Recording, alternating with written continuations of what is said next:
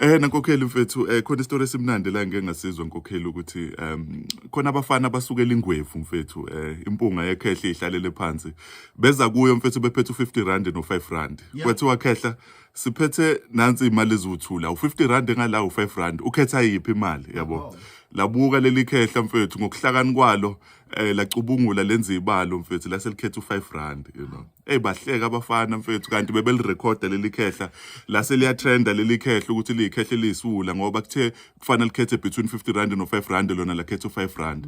Bahamba abafana begigitheka beyosithela kanti ukutrenda kwale video kuzokwenza abantu abaningi bakele ulayini beza kuleli khehla bezolibuza futhi nabo bephethe u50 rand no 5 rand. Njalo leli khehla consistently belode likhetha u5 rand instead of u50 rand. Kuthi emva kwesikhathi leli khehla la lisindwa o5 rand mfethu sebegcwele isaka la selihamba impilo yalo isi transformed ngoba kwesinye isikhathi about finding value in the valueless uzoba yihlaya kwabanye abantu ngoba uNkulunkulu uzokutshengisa ivalue entweni edelelekile entweni ebukeleke phansi unga understand abantu ukuthi why lo muntu ehleze eseve endaweni engafanele kanti God has already shown you ukuthi there is value lapho engikufaka khona. Ingakho ke namhlanje mangithi sikhuluma ngevalue, finding value in the valueless, sisakhuluma ngale series kubalulekile lokho because it's not always about rushing to greener pastures. Khona nala kuzofana useve khona ama pastures engekho green but uthola ukuthi you've already been shown. Ngicela ukudlula lapho mfethu about finding value in your business or finding value in the valueless.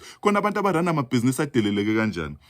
It was recently mfethu la ngiqale khona uku-interacta nabantu abadayisa emgwaqeni abadayisa inhloko namathumbu. Ungabona umuntu ekhwezela ibhodwe on the side of the road umthathe phansi. Uma usubuka ama revenues nama margins ukuthi ibusiness lalo muntu lenza malini. Uyathuka mfethu uzukudideka ukuthi hawo thina abanye sisebenza imisebenzi ehloniphekile kodwa khona abantu abasebenza on the side of the road umubuka iprofit yabo uzomangala mfethu. Why? Because when you find value in the valueless utshengiswa into ebalulekile entweni edelelekile odakeni uyatshengiswa that pearl or that shining object odakeni. You need to open your eyes mfethu ukuze uzokwazi ukuthi ubone ivalue in the valueless. Sengizoyigoqa mfethu khona abantu abavolontiyayo vuma azasabe nokudisclose umuntu ukuthi uyavolontiya ngoba uma usuze washo ukuthi lento yenzayo ukukhelwa kuyo uyahlekwa kodwa uthola ukuthi uNkulunkulu ukubize kulonto esekutshengisile ukuthi I don't have a full picture for you but for you serving here ngisho ngathi userve for free there's something that is going to happen. This position uzo-align nabantu abathile abazoku-elevator and take you to where you belong.